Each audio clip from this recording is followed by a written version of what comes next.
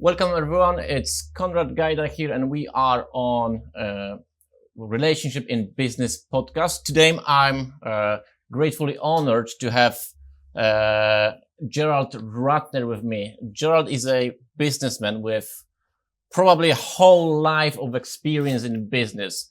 Gerald started with his father in jewelry business. When he took on the business after father took it from, how was it, 25 shops? It was about that, yes. 25 shops to 2,500 shops all over the globe. And suddenly Gerald made a huge mistake. Probably, well, he won't forget till the end of his life. Well, it always will be followed. It will follow him till the rest of his life. Gerald done a joke on a public speech in front of few thousand people and mentioning that what he sells is total crap. You can find the video on YouTube. We'll put a link somewhere below and you can watch it, how quickly you can lose everything you had. Gerald lost £1 billion within 30 seconds. He got back into business. He got his way back up, and here we are today with Gerald. Welcome, Gerald. Thank you. Okay, Gerald, how everything started? Why jewelry business? I know it was your father. Was it the reason that your family was related to jewelries? What was the idea? Do you know the backstory of it? My father was in the army and he was posted in India, where he met my mother. And when the war was over, he arrived back in the UK without any money. But he'd met somebody who, when he was getting on the ship back to England, said, "Can you take these Persian carpets and sell them for me because I can get a good price in England?" So my father arrived off the boat with a whole load of carpets, Persian carpets. And he then went round to all my grandfather's friends and sort of rolled them along the floor. And of course, they'd never seen anything like them before. There was no such thing in England. And they were very good quality, beautiful carpets. And he sold them all quite quickly. But instead of sending the money back to the man who had given him the carpets, he opened his first shop, a jewelry shop, in Richmond, which is where we lived. We lived above a dentist, and I think a few doors down he took this shop. And he did very well because after the war there was a shortage of jewelry. You couldn't get it. Nobody had bought any jewelry for 10 years. And he found a particular line. Sometimes you only need one good line, and it was an American locket. And he had this locket and he sold loads and loads of these lockets. And as soon as he was taking enough money, he sent the money back to the guy in India who'd given him the carpet. But that's how he started, with one shop. By the way, Gerald has wrote a phenomenal book, The Rise and Fall and Rise Again, about his story. So I'd recommend you, even though you listen to this podcast, I'd recommend you a full book. It's phenomenal. Here's the book. So that's the book. This is one of the books I've literally sunk. I just wanted to listen. I was actually listening on Audible. It's a great book, so I recommend you to buy it because it's a great story, very inspiring. Gerald, challenges of working with your father. Can you tell us about it? Before you took the business, you've been working with your father. What are the challenges with family? Well, he was very autocratic. I mean, he'd achieved a lot. He was convinced he was right about everything.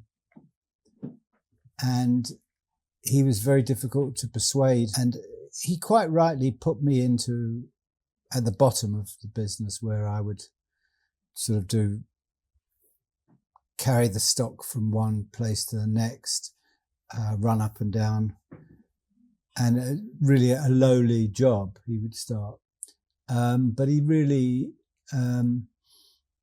I was ambitious. I wanted to get on, and he didn't really feel, I was ready for that at all. So I felt a bit suppressed.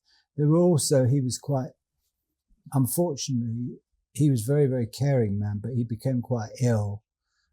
He had a brain tumor and he became quite bad-tempered. So you had to be very careful what you said. A lot of people were very intimidated by him. It's very difficult working for your father. People think it's much easier that they favor you, but often it's the opposite. Mm-hmm. You get a worse deal than the ordinary employee. Yeah. I can imagine. I know this podcast will be probably watching a lot of people who are in business or they want to start a business, and most of you, or a load of you, have kids. Can you tell us, your father definitely taught you the business. Oh yeah. What can we do to teach us kids following our path to do the business, or to inherit the business from us, or do something else? Well, I just looked up to my father because of his achievements, and I wanted to emulate him. I wanted to be like him. I could see, I was very impressed with his success. And, a lot of people look up to their parents in a big way and are inspired by them.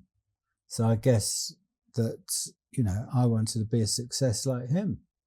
Often we have role models in life, whether they're our parents or friends or people we see on TV.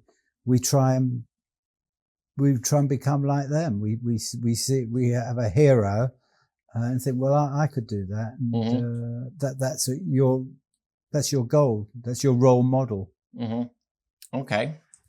All right. That's interesting. So when you take on the business, right, when the time has come, you've learned every procedures, and the time has come, your father was looking to step back, or was retiring. You've took the business on your shoulders. What was your goals? Have you saw yourself owning the largest jewelry company in the world, or was it the progress? Did you have a whole vision where you want to be, or just progressively the vision was growing as long as when it scaled? Well, we had one of the reasons why my father was successful is he had a very good buyer called Terry Jordan. And in retail, probably the most important person in the business is the person who buys the merchandise, what you sell. And he used to buy stuff which was very competitively priced. So we were cheaper than a lot of our competitors. And just like today, it works just by offering value for money. But my father, who, as I said, was not well and bad-tempered, fell out with Terry Jordan. Mm-hmm. Terry then opened up shops himself. And he did very well. And in a way, he was doing what we were doing in the early days. But we were struggling. We were really suffering because we had a new buyer who was absolutely useless and made us far too expensive. And our sales started suffering. And I was worried because H. Samuel, the biggest jewelers in the country, had bought a 20% stake in us. And I felt that I would be out of a job soon, that we'd be taken over. So when I took over, I felt that we had to get Terry back as the buyer. That was the way forward to restore our fortunes, because we'd done very well under him and we were doing very badly without him. Mm-hmm. So I just simply felt that we had to get the merchandise right. He had the magic touch. So he had 26 shops by now. And I went to see him and offered him £4 million for the business, which he accepted. But then when I went to try and raise the cash, I couldn't get it. The shares in Ratner's had fallen to about 25p. Nobody was interested. So in the end, I just gave him an IOU for £1.5 million, and he took £2.5 million in shares. Okay.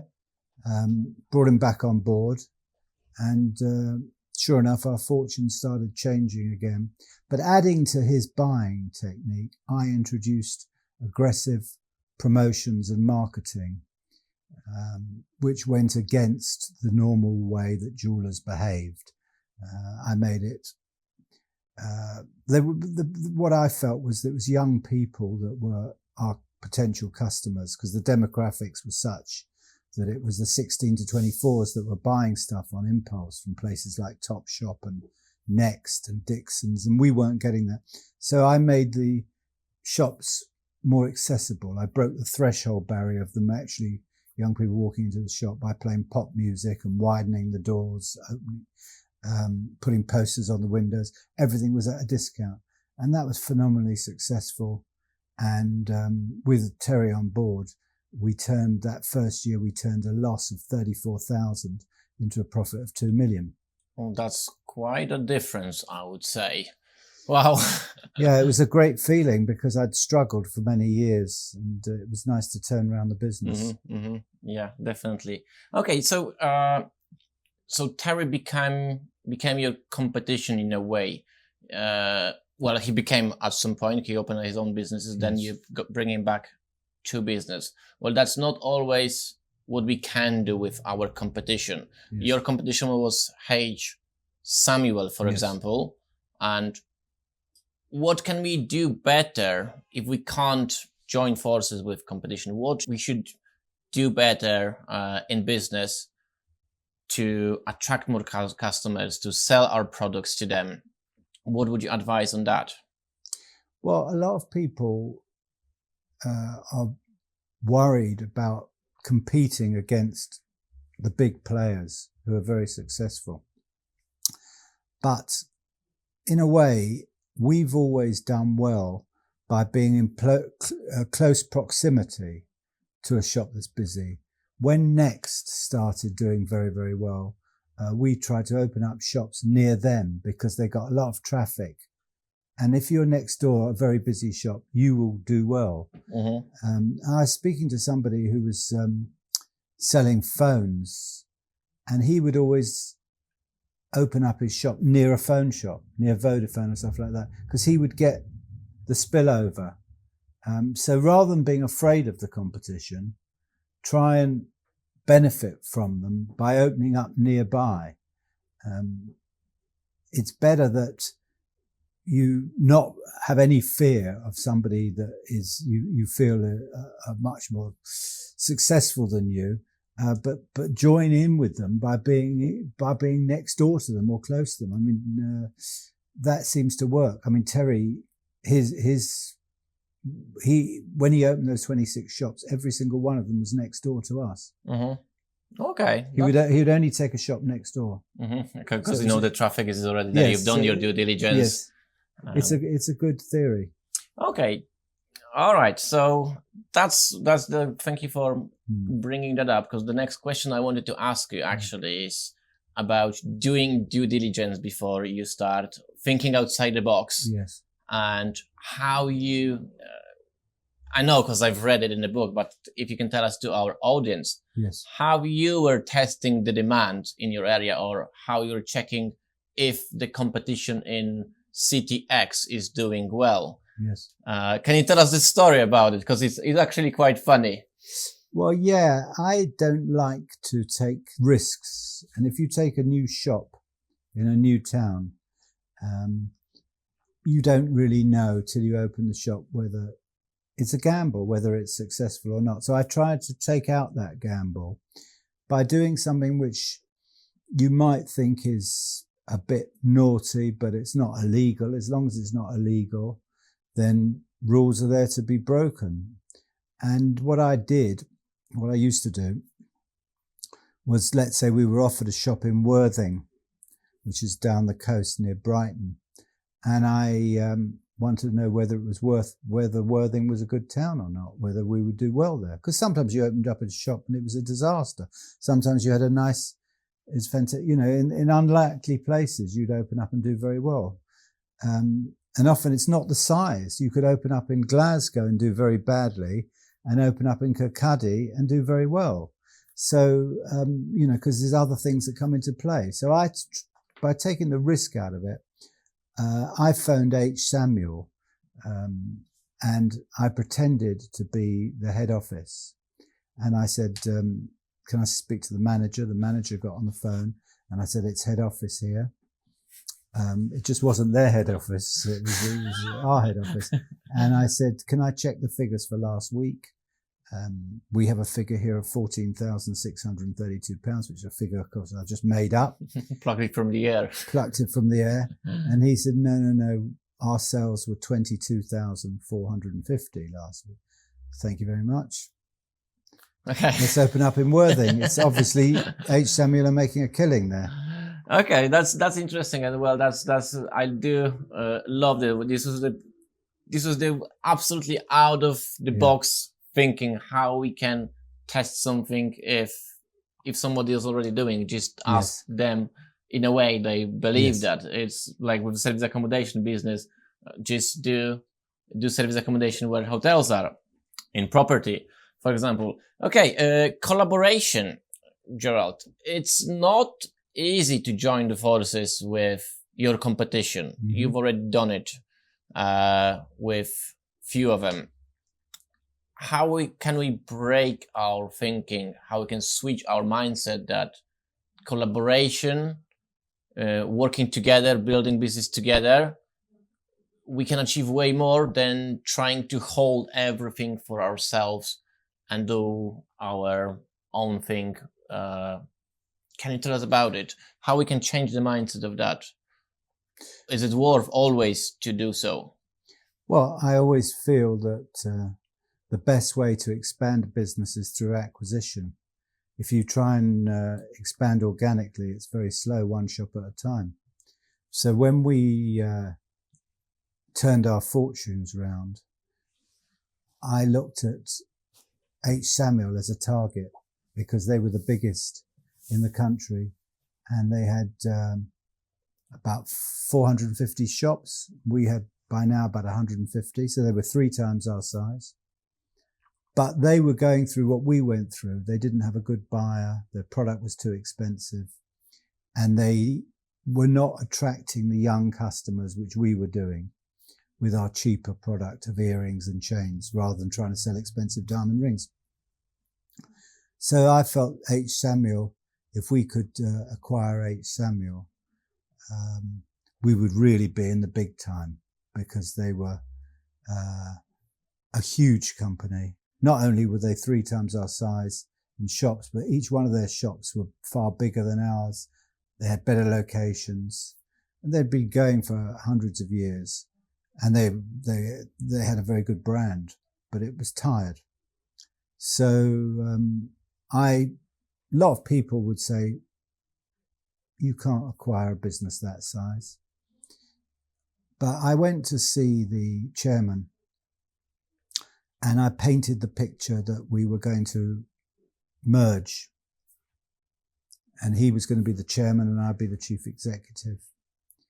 And he was under a certain amount of pressure because his profits were going down, our profits were going up, and he was becoming very unpopular with his shareholders.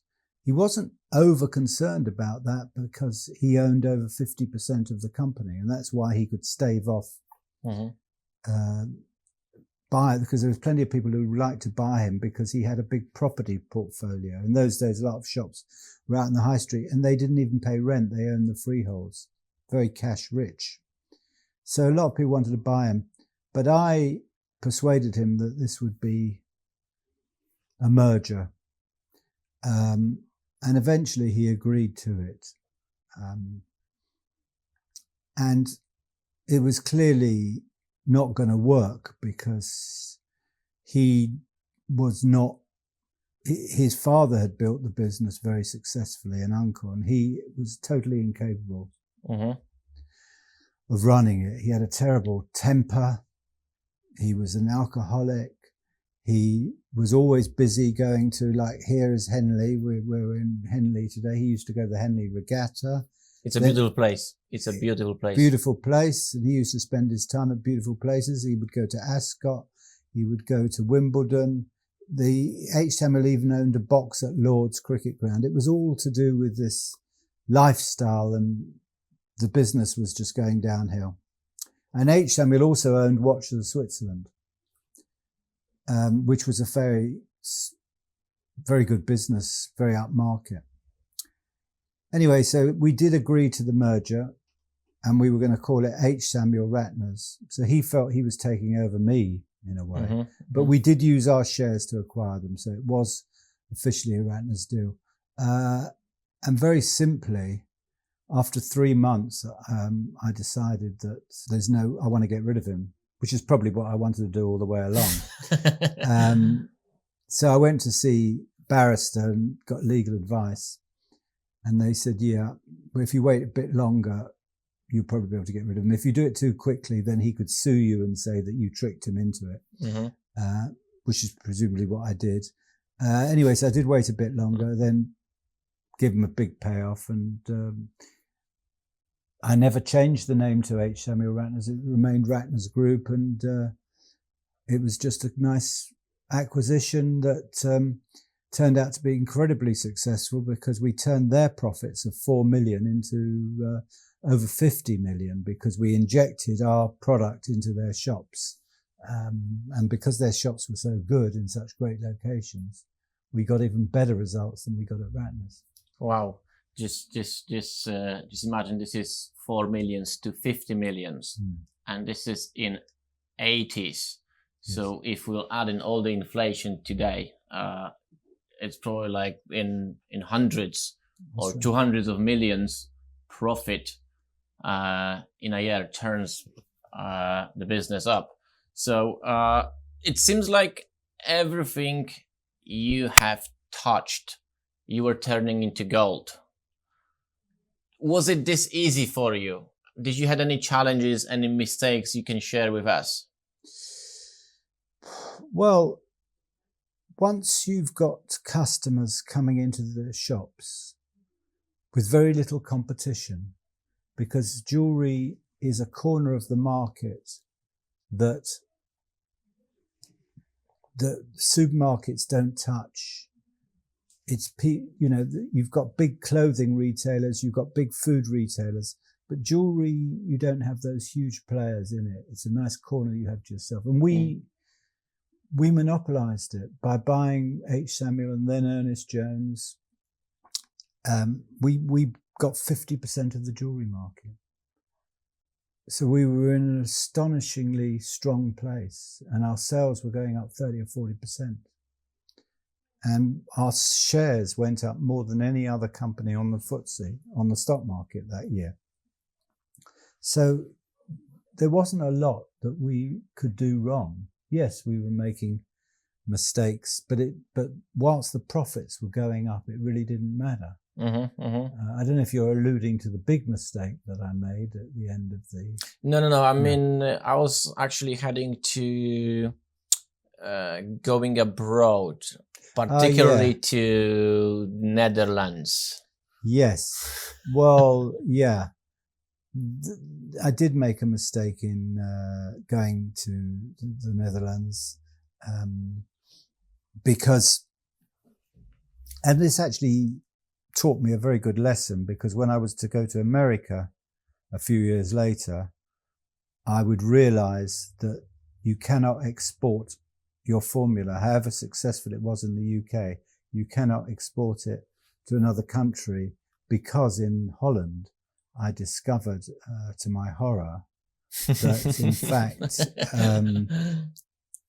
jewelry is a completely Christmas orientated business. Mm-hmm. That's when all the profits are made.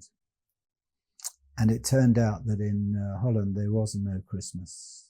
They don't buy Christmas presents.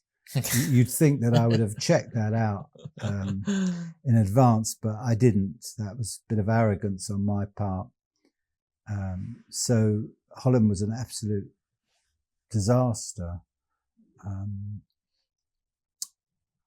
And we lost a lot of money in Holland. Yeah. Mm-hmm, mm-hmm. Okay.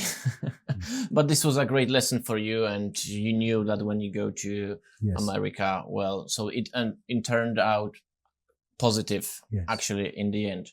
What motivated you to to grow? You've had all the money you Yes. wanted. You could have everything you wanted. What was your motivation? Yeah, I mean, it's nothing. Once you reach a certain stage, it was nothing to do with the money. And I didn't even have a lifestyle that I needed to spend a lot of money on. I wasn't bothered about that.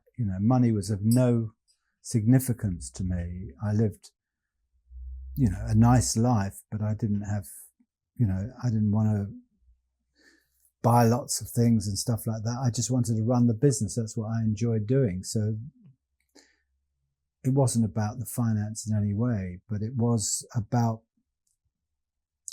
I suppose there is a bit of ego involved in that, because you're in the public eye, you're in the newspapers all the time, you're well known, people are talking about you, they're talking about your successes, and you want that to continue. You want to be successful, you want to be a star, you want to be a winner. The more you become famous, the higher profile you have, the more of a reputation you have to live up to. And I had certain friends of mine and competitors, not in jewelry, but in other fields, that were doing very well, and I wanted to beat them. There was a certain amount of competitiveness involved. So you mentioned it was in a way an ego. There is ego, yeah. Ego does play a part. Is that a good thing or bad thing, having a huge ego? Well, it's good in terms of growing a business, because it's something that drives you to succeed at all costs. If it's important to you, if your name's on the company, you're very proud of that, and you're determined to make it successful. But is it a good thing in terms of making you happy? Not particularly, because there's always going to be somebody doing better than you, however well you're doing. I'm sure that when Elon Musk was replaced by Jeff Bezos, or the other way around, as the richest person in the world, they were quite annoyed, which is ridiculous. But that's the way, that's your mindset becomes. So it's not a good thing. It's not particularly healthy, no. Okay. I mean, life is, to give you a cliche, which I don't like, is about smelling the coffee, not counting the beans. Right. Yeah, that makes sense. That makes sense. Okay, Gerald. Now we've went through the rise part so far. So we're now in a place where I want to ask you about your talk. What made you, or let's just start, who was the audience? What was the event? And what made you to come up with such a silly, I think, joke? Well, we just announced profits of 125 million, which, if you do your sums again, 32 years ago, is getting on for perhaps $1 billion. In profit. It's just profit. It's not the revenue. Not revenue, which is something that there's very few retailers that achieve ever. So we succeeded in America. So they asked me to, which they would always ask the businessman who was doing the best, to come along and speak at the Albert Hall for the Institute of Directors, about 6,000 people in the audience. And I was to speak alongside President de Klerk of South Africa and the Chancellor of the Exchequer, and it was a big event.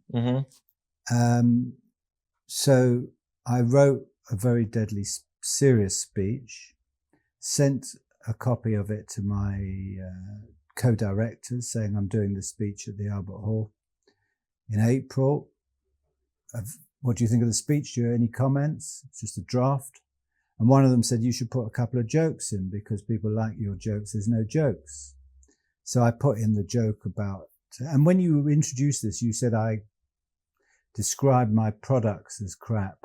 And people make that mistake. Yeah. It was one product, which does make a difference. In fact, in that speech, I talked about the quality of the products, but I did make a joke about one product, which was a non-jewelry item. But anyway, I was very honoured to do the speech at the Albert Hall. I did take his advice. I put the jokes in. The newspapers were all present at the event. It was a big event.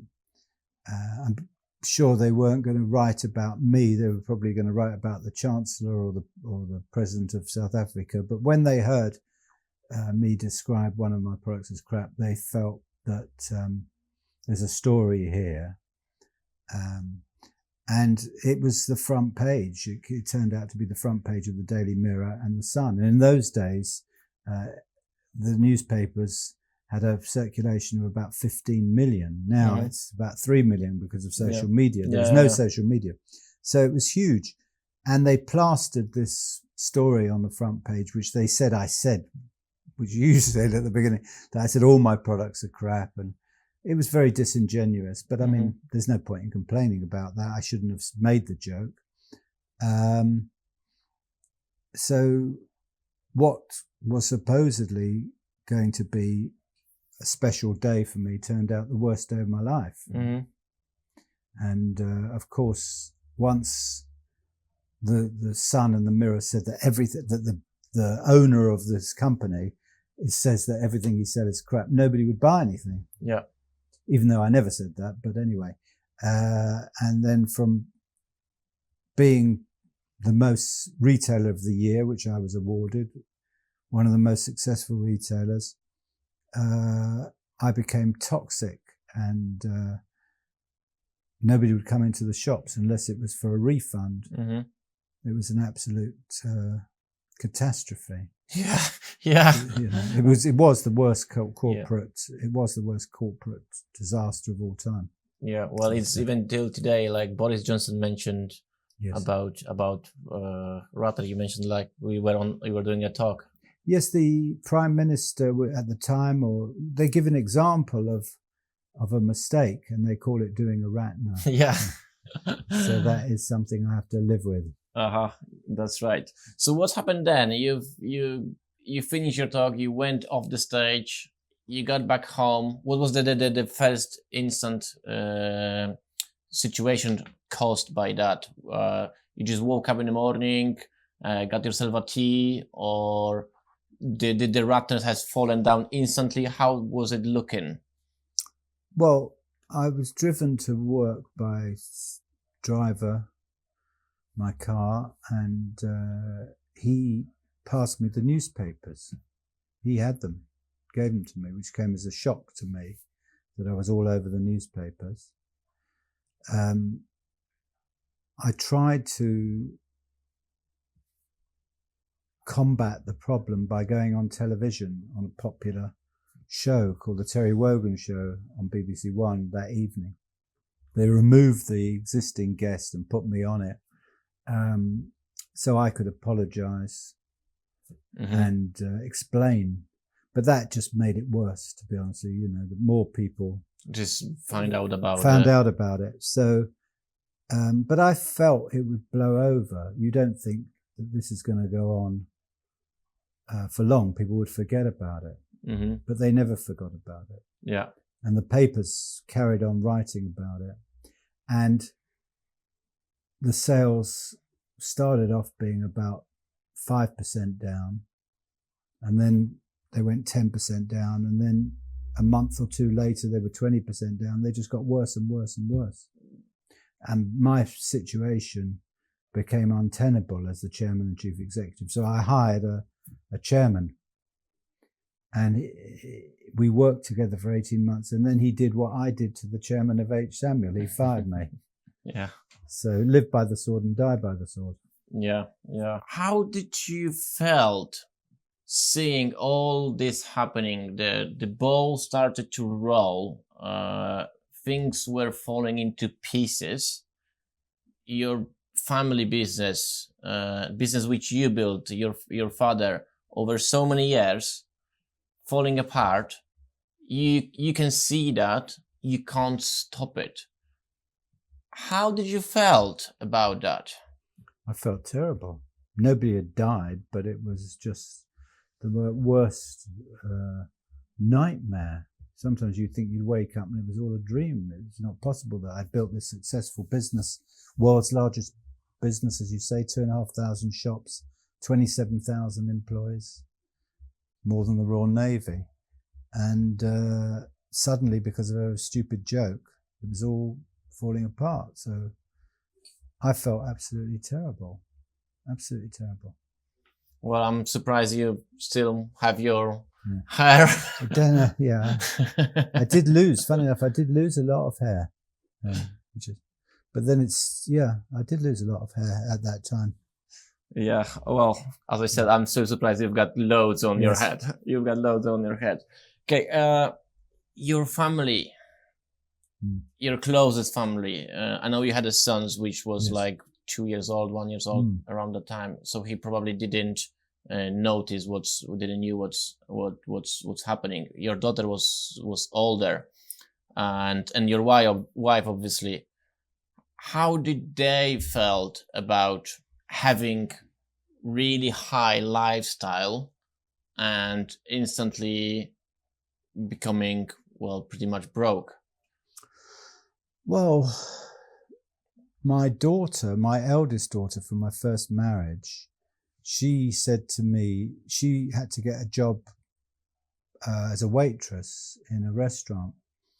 And she said to me, Gerald, now that you've lost your job and you don't wear a suit anymore, you won't need any of your ties. And I had about a collection of 200 ties, all designer ties like Christian Dior, Ralph Lauren, Cerruti, Gucci, all the most beautiful silk ties. She said, you won't be needing those ties anymore. Can I have them? So I felt so guilty because that I couldn't give her any money or anything and I'd take her out of school. So she took all my ties and she sold them each for £1 each to people in the restaurant. So she made about £2,000 out of that. So she was very happy about that. But it did teach her a lesson. That she had to do things for herself, that you have to, in this world, there's nobody to hold your hand, even though I had done. So in the end, it did her the world of good in a way, because she fought for herself and she became very successful, which I don't know whether she would have done. Yeah. I don't know if she wouldn't have done. She wouldn't have bothered, probably. So I did her a favor, I think. Well, that's how it looks, in the end. There's always something happening for a reason, and something which we think it's terrible now. Well, it may turn out to be a good thing. Which, well, there's always a silver lining. Yeah, that's right. What about your wife? Well, many relationship probably wouldn't survive such a challenge. Yeah, obviously, yours did, and did wife supported you? Your wife, your daughter? Well, yeah, a lot of people say that, why did your wife stay with you? And I thought, well, that's a ridiculous question. Why wouldn't she stay? It's not everybody is marry somebody for money. She was in love with me. I was in love with her. The fact that I lost all my money doesn't make you love somebody any less. And she helped me a lot, because she did threaten to kick me out of the house, because I was, after I lost my job, I wasn't doing anything, making any money. And she said, you can't carry on like this. And sometimes you need somebody to give you a kick up. Yeah. But anyway, so it was because of her that I then started another business, which was the health club, right here in Henley, where we are today. Yeah, we'll come back to it. Yes. So I can thank her for forcing, sometimes you need somebody who's tough. And she's tough.